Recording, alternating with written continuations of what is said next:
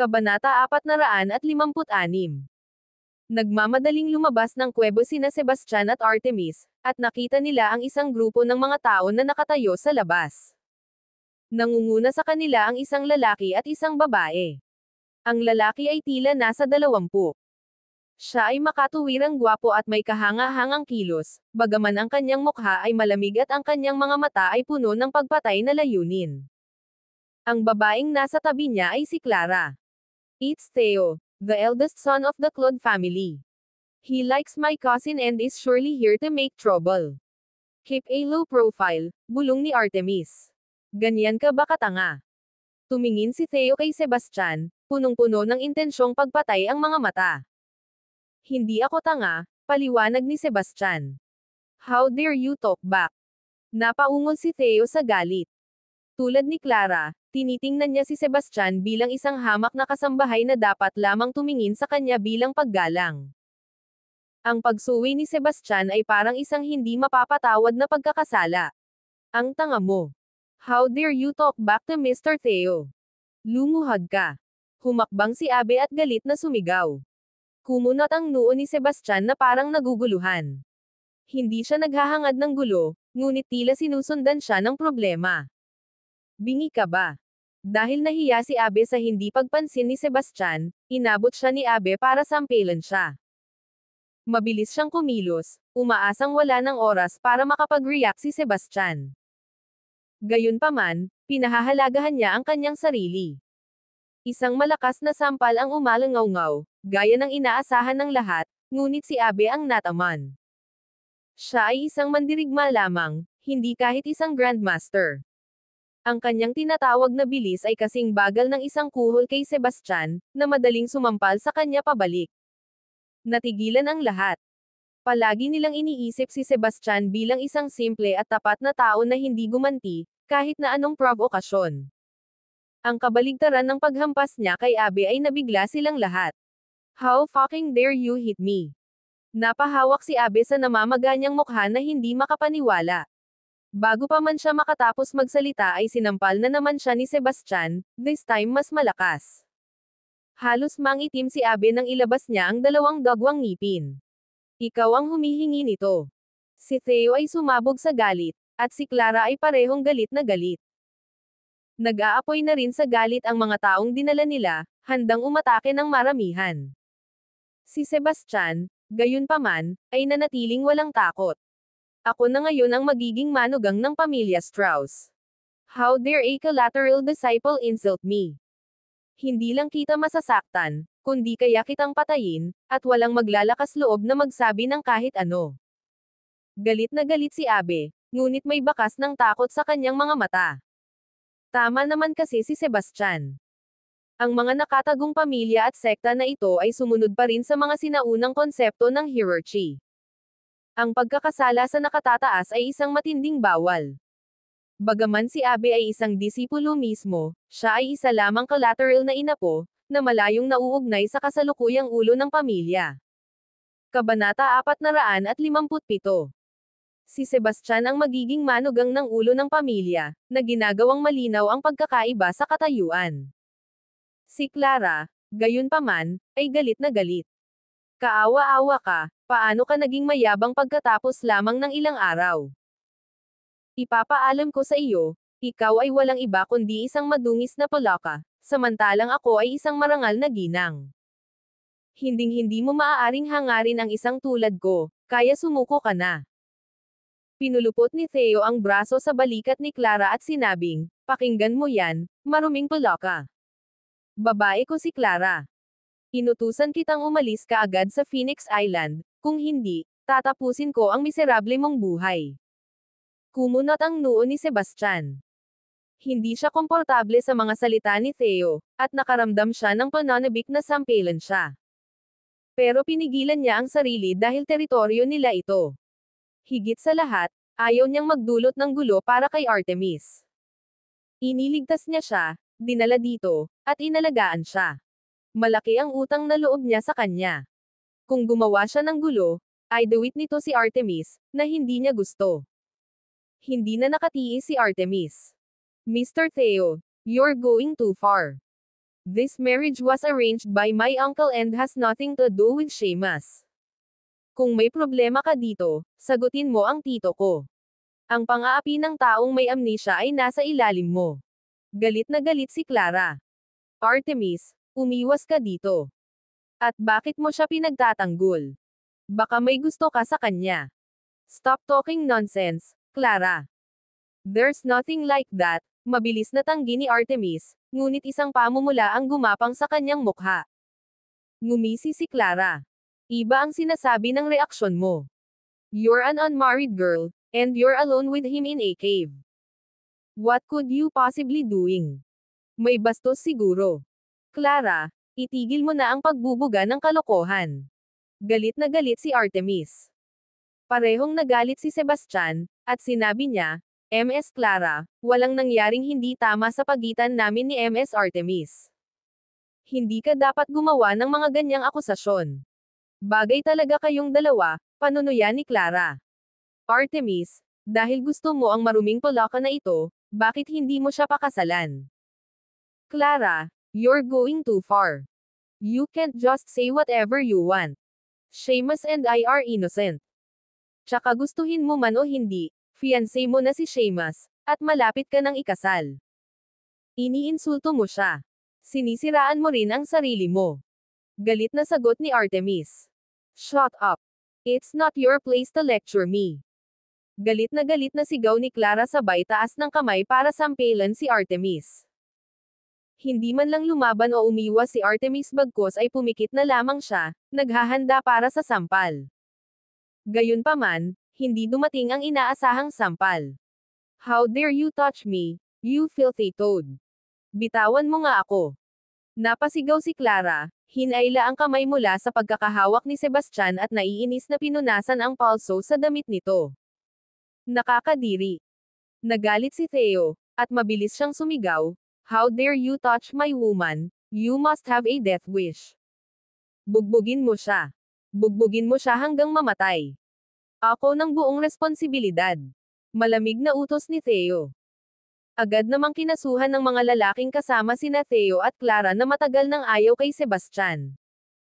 Sila ay mga alipors na may mababang cultivation base, kaya hindi sila sineseryoso ni Sebastian. Sinipa niya ang isa, sinampal niya ang isa pa, tapos nagbackhand sa isa pa.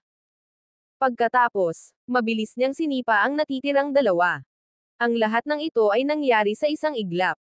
Mula sa pag-atake nila hanggang noong pinalipad sila, umabot ito ng wala pang 2 segundo. Napakabilis kaya tumayo si Artemis, namamagitan na sana. Nanlaki ang mata niya sa hindi makapaniwala. Parehong nagulat sina Theo at Clara, hindi inaasahan na si Sebastian ay magiging napakalakas. Walang hiya ka, masyado kitang minaliit. Dahil may kakayahan ka, pagbibigyan kita, sabi ni Theo, nagpakawala ng malakas na aura, na nagpapakita ng kanyang lakas sa antas ng Grandmaster. Kabanata 458. Ang tatlong pangunahing pamilya sa Phoenix Island, bagaman itinuturing na mga nakatagong pamilya, ay kabilang sa pinakamahina. Ang kanilang kabuuang lakas ay hindi kahanga-hanga. Kung ihahambing sa mga pangunahing pamilya ng Fader Island, o maging sa pamilyang Osborne ng Cichern, sila ay mas mababa. Sa tatlong malalaking pamilya, tanging ang mga ulo ng pamilya ang nakarating sa Divine Realm. Kaya, sa Phoenix Island, ang isang Grandmaster ay itinuturing na napakalakas, lalo na sa mga nakababatang henerasyon. Dahil sa lakas ni Theo, isa siya sa mga nangungunang batang manlalaban sa isla. Pumunta ka sa impyerno. Sigaw ni Theo, naghagis ng isang mabangis na suntok na naglalayong patayin si Sebastian.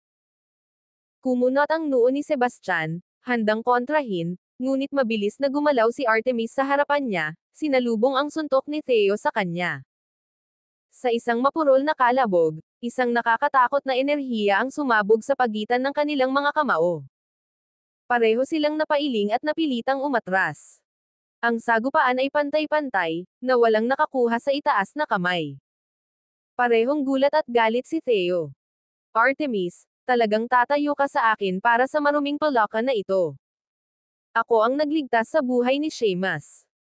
Kung gusto mo siyang patayin, dadaan ka muna sa akin, deklara ni Artemis. Mr. Theo, stop wasting time. Let's take them both down, sabi ni Clara, naglulunsad ng pag-atake kay Artemis. Bilang panganay na anak na babae ng pamilya Strauss, si Clara ay mas matanda ng 2 buwan kay Artemis ngunit palaging nakakaramdam siya ng anino sa lahat ng iba pang paraan. Kinasusuklaman niya si Artemis at gusto niyang turuan siya ng leksyon. Sandaling nag-alinlangan si Theo bago sumama kay Clara sa pag-atake. Tumabi silang dalawa kay Artemis, pinilit siyang umatras. Si Theo lang ang nakapantay sa lakas ni Artemis, at sa tulong ni Clara, hindi niya napigilan ang mga ito. Bumunot si Sebastian ng karayom na lagi niyang dala. Nang samantalahin ang pagkakataon pinitik niya ang karayom, pinalipad ito ng tahimik at matulin na parang kidlat. Parang walang nakapansin.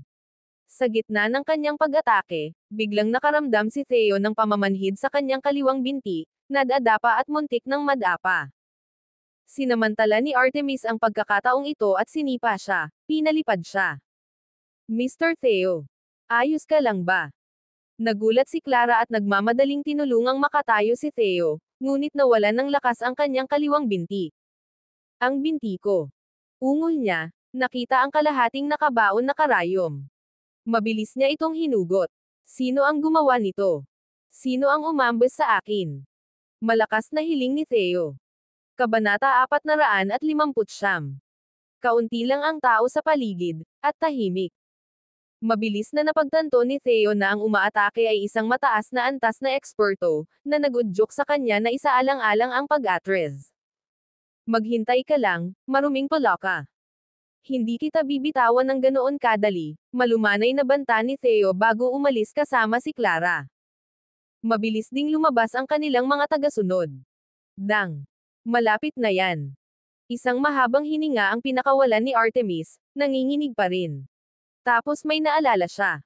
Salamat, sir, sa pagligtas sa amin. Magpakita ka. Pero dahil si Sebastian ang namagitan, natural na walang tugon. Mukhang umalis na ang tao. I wonder who it was, ani Artemis na may bakas ng pagkadismaya, habang umaasa siyang pasalamatan ang tao ng personal. Ms. Artemis, salamat, pasasalamat ni Sebastian. Bagamat hindi na niya kailangan ang tulong ni Artemis, lubos niyang pinahahalagahan ang patuloy na suporta nito. Pagkaalis ni Artemis, nag-isip sandali si Sebastian at nagpas siyang kausapin si Cliff. Sa huli ay natagpuan ni Sebastian si Cliff sa likod na hardin ng tirahan ng Strauss. Seamus, may kailangan ka ba? Tanong ni Cliff. Mr. Strauss, I'd like you to cancel my engagement to Ms. Clara, diretsong sabi ni Sebastian. Laking gulat ni Cliff, maliwanag na hindi inaasahan ni Sebastian na nais na putulin ang pakikipag-ugnayan. Karamihan sa mga tao ay mag-iisip na si Sebastian ay napakapalad na maging nakatuon sa kanyang anak na babae. Seamus, seryoso ka ba? Oo, walang pag-aalinlangan na tumanggo si Sebastian. Seamus, hindi ako dapat magyabang. Pero bukod sa katayuan ni Clara, namumukod tangi siya sa hitsura, figure, at cultivation talent. Pwede mo bang sabihin sa akin kung bakit ayaw mo siyang pakasalan? Naguguluhan na tanong ni Cliff. Saglit na nag-isip si Cliff at sinabing, spoiled si Clara, pero hindi naman siya likas na masama, medyo mayabang lang. Hindi ka lang niya gusto dahil hindi niya naiintindihan ang lakas mo. Kapag nalaman niya ang kakayahan mo, hindi lang tigilan mo na ang pagkamuhi sa iyong ngunit baka hanggang ka pa. 11. As for you not like her, it's only because she dislikes you. Women need a beautiful wife to at least please the eye. I believe you can win her over. Mr. Strauss, please cancel the engagement, giit ni Sebastian. Bagamat inamin niyang maganda si Clara, hindi matitiis ang ugali nito. Ang pag-iisip na makasama siya habang buhay ay nagpasakit ng ulo niya. Kumunot ang noo ni Cliff. Seamus, ayokong pilitin ka, ngunit ang pamilya Strauss ay nasa malaking problema. Kailangan natin ng isang malakas na kakampi, o hindi na tayo mabubuhay. How is that possible? Everything seems fine, nalilitong tanong ni Sebastian. Napabuntong hininga si Cliff. Sa ibabaw lang yan. Mukhang nagkakaisa ang tatlong malalaking pamilya sa Phoenix Island pero talagang nasa matinding kompetisyon kami. Nakatira kami sa liblib na isla na ito, halos umaasa sa paglilinang ng mga halamang gamot para sa kita. Gayunpaman, ang lugar ng isla ay maliit, at walang gaanong angkop na lupain para sa pagtatanim ng mga halamang gamot. Ang tatlong pamilya ay minsang nakipaglaban sa isang mapait na labanan para sa mga lugar na ito, na dumaranas ng matinding pagkalugi.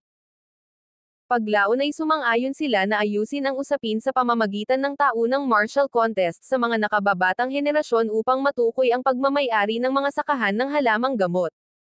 Mula noon, ang tatlong pamilya ay nagdaraos ng paligsahan taon-taon. Ang pamilya Strauss ay kakaunti ang nanalo at marami ang natalo, kaya ang aming mga halamang gamot ay lumiit. Sa paglipas ng panahon, ang aming pamilya ay hamina, at ang agwat sa dalawa pang pamilya ay lumawak. Kung magpapatuloy ito, ang pamilya Strauss ay lalamunan ng dalawa pa. So, I'm begging you to marry my daughter. Sa tulong mo lang makakabangon muli ang pamilya Strauss, halos desperadong pakiusap ni Cliff. Nakaramdam ng lungkot si Sebastian, maganda ang pakikitungo ni Cliff sa kanya, nahihirapan siyang tumanggi, ngunit ayaw niyang isakripisyo ang kanyang kaligayahan. Nang makita ang pag-aalinlangan ni Sebastian, nagnganga si Cliff at sinabing, kung papayag kang pakasalan ang aking anak, bibigyan kita ng spirit herb. Kabanata 460. Spirit herbs. Ang tinutukoy mo ba ay ang maalamat na spirit herbs na makapagpapadalisay sa divine sense ng isang tao? Agad na tanong ni Sebastian. Alam mo ang tungkol sa spirit herbs? Laking gulat ni Cliff, considering na may amnesia si Sebastian. Natigilan si Sebastian, napagtanto rin ito. Sa kabila ng pagkawala ng kanyang memorya, alam niya ang maraming bagay, tulad ng mga pangalan ng mga halamang gamot sa sandaling makita niya ang mga ito, at nababasa at nakikilala niya ang mga salita ng walang anumang kahirapan. Tila hindi niya nakalimutan ang alinman sa kanyang natutunang kaalaman.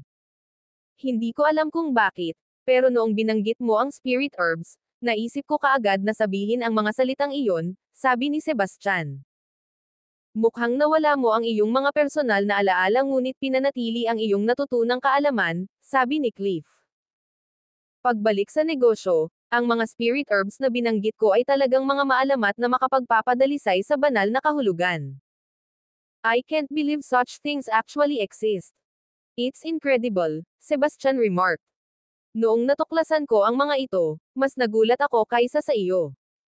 Ngunit kung isasaalang-alang ang kalawakan ng mundo, hindi ito nakakagulat. Maraming katotohanan sa likod ng mga alamat, sabi ni Cliff. Tumango si Sebastian bilang pagsang-ayon. Sinasabi ng mga alamat na ang pagkonsumo ng spirit herbs ay maaaring makapagpino ng banal na kahulugan ng isang tao, na kung saan ay ang ating espiritual na lakas ng loob. Sa pamamagitan ng pagpikit ng iyong mga mata, mas malinaw mong madarama ang mga panlabas na bagay kaysa makita ang mga ito, kahit nahulaan ang mga galaw sa hinaharap. Ito ay nagbibigay ng malaking kalamangan sa labanan. Pagkatapos makuha ang spirit herb, nag-research ako ng husto, at tama ang sinabi mo. Kung pumayag kang pakasalan ang anak ko, bibigyan kita agad ng spirit herb, alok ni Cliff. Hindi ko maintindihan. Napakahalaga ng mga spirit herbs, bakit hindi mo ito kunin? Naguguluhan na tanong ni Sebastian. Isang mapait na ngiti ang ipinakita ni Cliff. Ang aking talento ay medyo mahirap. Halos hindi ko naabot ang Divine Realm gamit ang mga mapagkukunan ng buong angkan, at duda ako na maaari pa akong sumulong. Ang pagpapalm sa akin na kumuha ng spirit herb ay isang sayang. Pero iba ka. Isa ka ng banal na Grandmaster sa murang edad, na may walang limitasyong potensyal. Kung ubusin mo ang spirit herb at pinuhin ang iyong divine sense, baka maabot mo pa ang maalamat na demigod realm, paliwanag ni Cliff. Kakasabi mo lang ba na divine Grandmaster ako? Nagtatakang tanong ni Sebastian. Tumango si Cliff. Oo, tandaan mo noong nagpalitan tayo ng suntok. Nakaranas ako ng isang nakatagong pagkawala, kaya dapat ikaw ay isang banal na Grandmaster. Ang mga batang banal na Grandmaster ay bihira. Bukod dito, ang iyong pagkawala ng memorya ay dahil sa pinsala sa espiritual na kahusayan. Ang spirit herb ay malamang na makakatulong sa iyo na makabawi. Natahimik si Sebastian. Gusto niyang ibalik ng spirit herb ang kanyang alaala, ngunit ayaw niyang pakasalan ang isang babaeng hindi niya gusto. Seamus, please marry my daughter. Kung ayaw mo sa kanya, papayag akong kumuha ka ng mga mistress mamaya. I only have one condition. Pagmamakaawa ni Cliff. Nakatutokso ang alok, ngunit nag-alinlangan si Sebastian. Maaaring isipin ng sino mang hindi nakakaalam ng pagkatao ni Clara na hindi siya kaakit-akit. May isa pa akong tanong. Paano kung may asawa na ako? Tanong ni Sebastian. Natigilan si Cliff. Si Sebastian ay mukhang mga 23-24, posibleng mas matanda. Hindi naman nakakapagtaka kung may asawa siya o kahit anak. Pagkatapos mag-isip sandali, sinabi ni Cliff, hindi ko hihilingin sa iyo na iwanan mo ang dati mong asawa. Bilang mga magsasaka, normal sa mga lalaking may kakayahang magkaroon ng maraming asawa. Hinihiling ko lang na tretuhin mo sila ng pantay-pantay. Alright. I agree, sa wakas ay sinabi ni Sebastian. Dahil sa mga pangyayari, wala siyang dahilan para tumanggi. Sabik siyang ibalik ang kanyang memorya dahil alam niyang ang kanyang malalakas na kakayahan at amnesia ay malamang na nagmula sa isang taong nagtatangkang saktan siya. Kailangan niyang alalahanin kung sino ang kanyang pamilya at mga kaibigan, at kung ligtas sila sa kanyang mga kaaway. Ang spirit herb ay tila ang tanging paraan upang mabawi ang kanyang memorya, kahit na sa ngayon.